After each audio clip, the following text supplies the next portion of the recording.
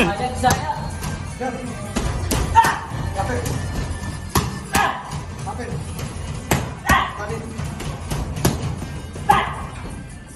guys, welcome back to our channel Winsworld TV. Personal na inalok ng Japanese promoter ni Cuadro alas Jonriel Casimero ng isang laban kontra sa isang Hapon. Ayon sa Japanese promoter ni Cuadro alas Jonriel Casimero ay gusto nilang itapat kay Cuadro alas Jonriel Casimero ay ang former WBO bantamweight champion at isang Japanese boxer na si Tomoki Kamaida at dinagdag pa sa listahan itong si Saul Sanchez. Kung sakaling matuloy man ang laban na ito ay gaganapin ang laban sa bulwarty ng mga Hapon, ang bansang Japan. Ngunit ganun pa man ay nakadepende pa rin kay Cuadro alas Jonriel Casimero pa rin ang pagpapasya. Dahil siguro ay alam na ito ng karamihan na target nitong makakalaban ay ang mga bigating pangalan at mga top contender ng 118 at 122 sa super bantamweight. Ganun pa man ay nakapagdesisyon na si Cuadro alas Jonriel Casimero na piliin labanan si Saul Sanchez, habang si Naoya Inoue naman ay pinili na kalaban ay si Sam Goodman, na magaganap sa bansang Japan ngayong buwan ng September or October taon kasalukuyan. Kung sakaling manalo naman si Cuadro alas Jonriel Casimero sa laban niya kontra Saul Sanchez, ay tiyak na si Naoya Inoue na ang next fight nito, kaya sumisikip na talaga ang lugar ni Naoya Inoue at Jonriel Casimero, dahil malapit na sila magtagpo sa iisang boxing ring para sa big world title fight.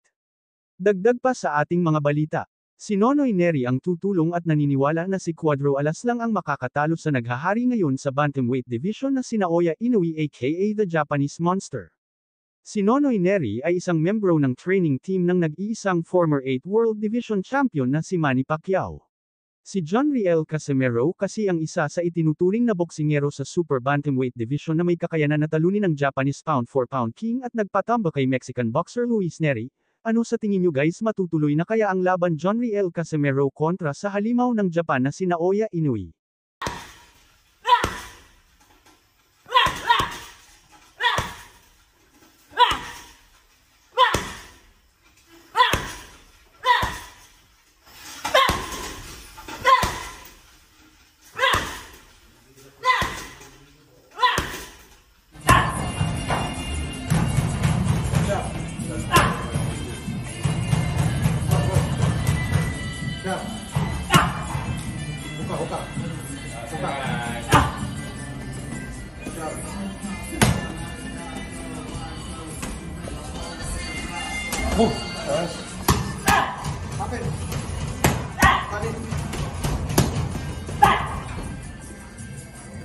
Against Rush. Left-right combination.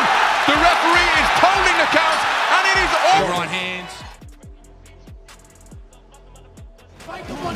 Oh, the body shot's a good one.